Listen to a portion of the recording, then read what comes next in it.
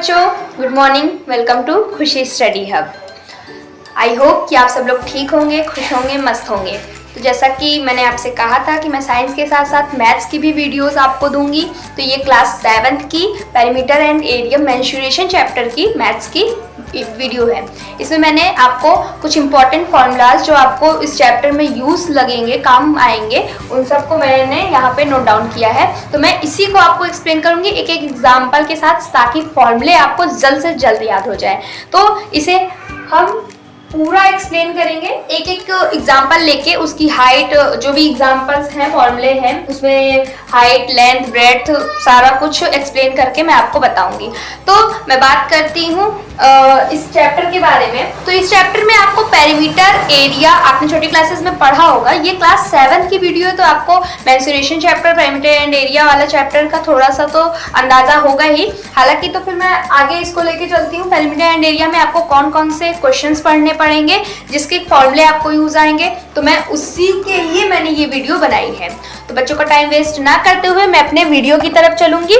बात करते हैं पेरीमीटर एंड एरिया। इसमें कौन कौन से फिगर शेप्स यूज किए गए हैं। स्क्वायर, रेक्टेंगल, इक्विलेटरल ट्रायंगल होता है। ट्रायंगल की आपको पता ही होगा, ट्रायंगल कई सारे होते हैं। आइसोसेलेस होता है, इक्विलेटरल ट्रायंगल होता है, स्केलेन ट्रायंगल होता है।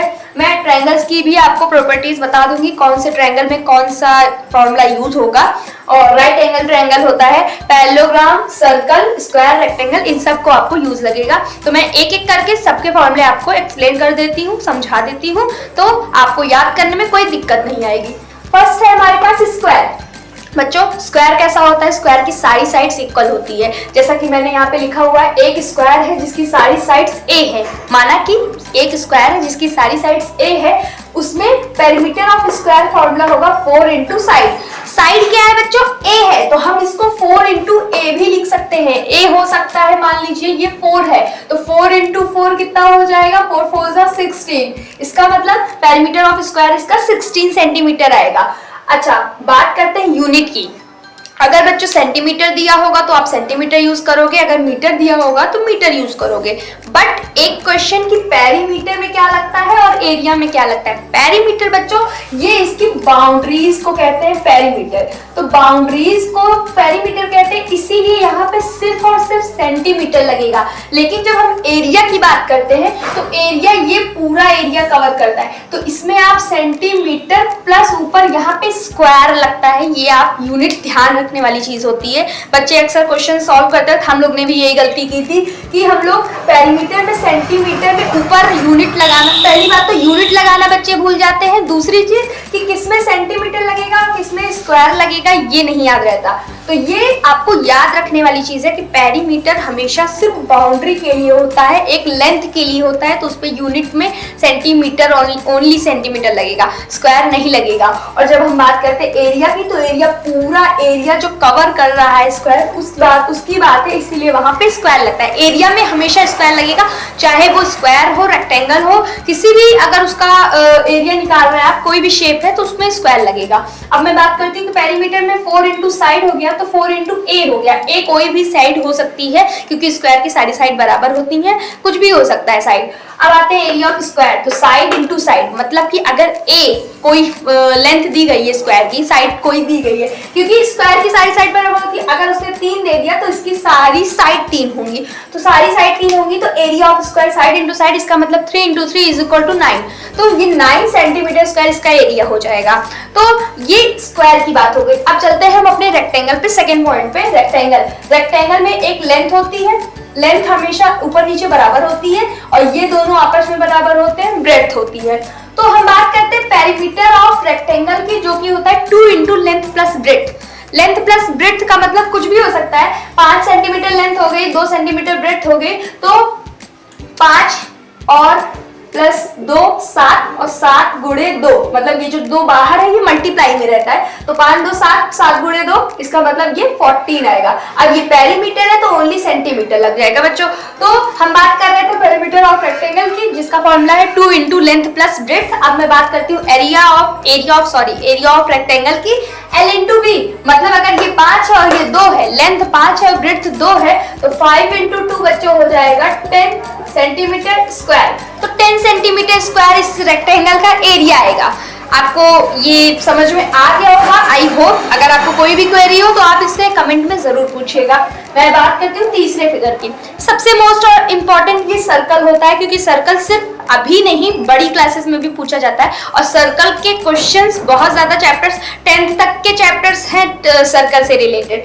10th ही नहीं आगे भी है, बट 10th तक मोस्ट इंपॉर्टेंट चीजें हैं। तो आते हैं, बात करते हैं सर्कल की। सर्कल की जो बाउंड्री होती है उसे पेरीमीटर नहीं कहते, उसे सरकमफ्रेंस कहते हैं बच्चों। ये याद रखने वाली बात है। बच्चे पेरीमीटर, सरकमफ्रेंस और एरिया में कंफ्यूज होते हैं, तो मैं ये डाउट क्लियर कर दे रही हूँ कि सर्कल की जो बाउंड्री होती है वो पेरीमीटर उसको नहीं कहते हैं। बुकिश लैंग्वेज में, मैथ की लैंग्वेज में सरकमफ्रेंस कहते हैं। Circumference of circle 2 pi r होता है। पाई की वैल्यू बच्चों कितनी होती है? 22/7। इसको बुक्स में कभी कहीं कहीं पे 3.14 भी दिया रहता है। आप 22/7 को कैलकुलेट करोगे 3.14 ही आएगा। तो पाई की वैल्यू 3.14 और कहीं कहीं पे 22/7 यूज की जाती है। देखिए बच्चों, जहां पे पाई की वैल्यू 3.14 दी रहेगी वहां हम 3.14 यूज करेंगे, जहां नहीं दी रहेगी वहां पे हम 22/7 ही यूज करेंगे। तो सरकमफ्रेंस पेरीमीटर होता है सर्कल का, जिसका फॉर्मूला होता है 2 पाई आर। बच्चों कोई सर्कल है तो उसका जो सर्कल है उसका आर जो होगा वो दिया रहता है क्वेश्चन में, कभी कभी निकालना भी रहता है। मगर जो ये आर है ये क्या है? ये रेडियस है बच्चों।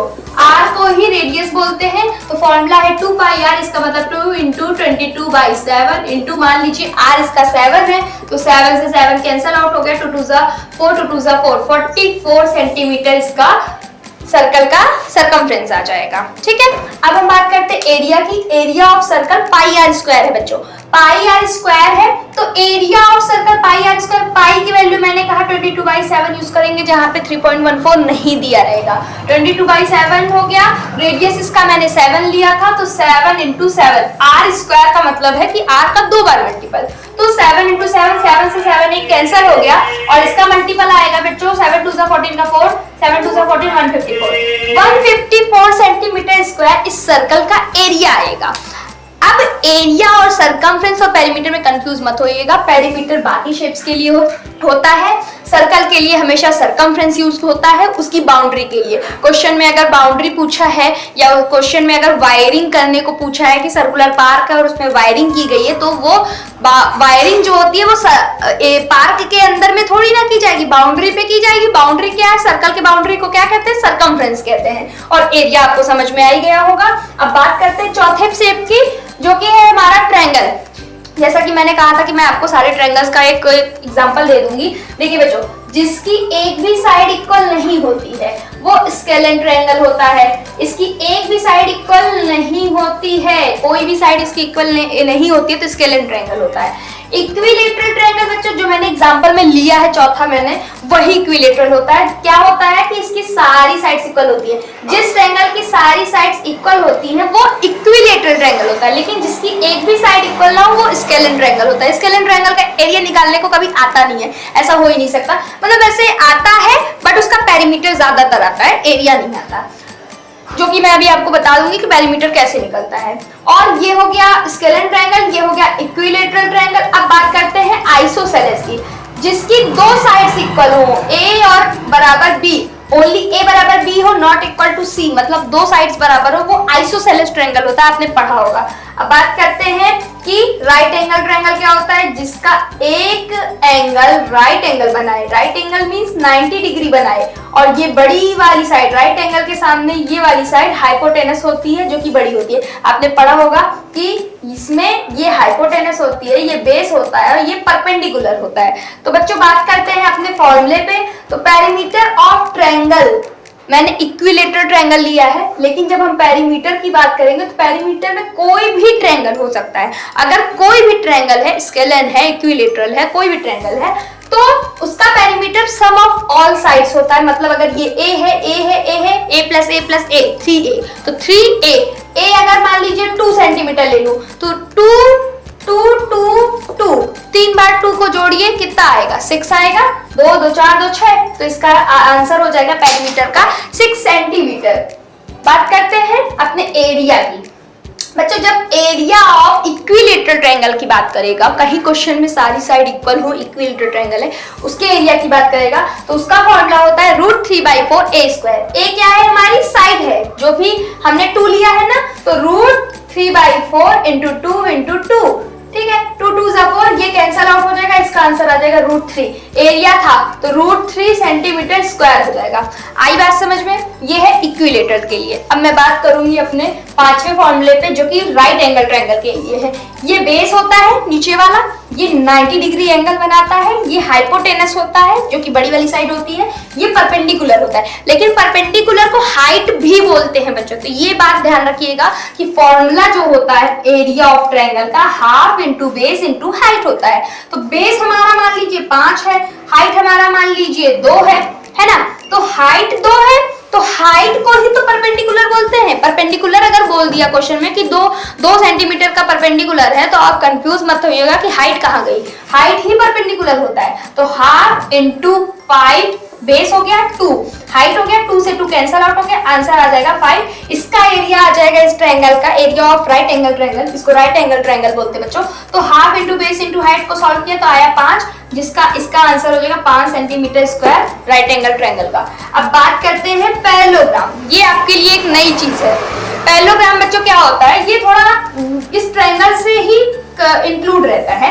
बात करते हैं क्या होता है। इस पैरेललोग्राम की कुछ खासियत होती है, इनके अपोजिट एंगल्स बराबर होते हैं। अपोजिट एंगल का मतलब आमने सामने वाले, ये बराबर होगा और ये बराबर होगा, और प्लस इसमें एक हाइट भी होती है जो कि 90 डिग्री बनाती है, जिसको हाइट h बोलते हैं, हाइट बोलते हैं। और अपोजिट साइड्स इसकी इक्वल होती है हमेशा, आमने सामने वाली साइड्स हमेशा इक्वल होती है। तो बात करते हैं एरिया ऑफ पैरेललोग्राम, जो इस चैप्टर में यूज है 7th क्लास की बुक में, मेंसुरेशन चैप्टर में पेरिमीटर एंड एरिया में यूज किया गया है। Area of parallelogram base into height, मान लीजिए बेस 5 है और हाइट हमारी 4 है, तो 5 4 20, इसका आंसर आएगा 20 सेंटीमीटर स्क्वायर। तो एरिया ऑफ पैरेललोग्राम निकल गया। इस वीडियो में इतना ही है, इस चैप्टर में भी इतना ही है। आप क्वेश्चन सॉल्व करिएगा, फॉर्मूले यहाँ से आप रिवाइज कर सकते हो। फॉर्मूलों की एक लिस्ट बना लीजिए, उसे रिवाइज करते रहिए। आप रिवाइज करेंगे, क्वेश्चन जितने ज्यादा लगाएंगे आपको फॉर्मूला रिवाइज हो जाएगा। बहुत इजी चैप्टर है, कोई भी कंफ्यूजन नहीं होगी। ये रही मेरी 7th क्लास की मैथ्स की फर्स्ट वीडियो। अब मैं इसके आगे भी वीडियो बनाऊंगी, तो आपको वो भी मिल जाएगी। तो मेरे साथ बने रहिए। आपको वीडियो कैसी लगी कमेंट में जरूर बताइएगा, और प्लीज इसको चैनल को लाइक करिए, शेयर करिए, सब्सक्राइब करिए। अपने दोस्तों को भी शेयर कर दीजिएगा ये वीडियो। आपको कैसा लगा वीडियो ये आप कमेंट में जरूर बताइएगा। Keep your eyes on me, take care, bye bye.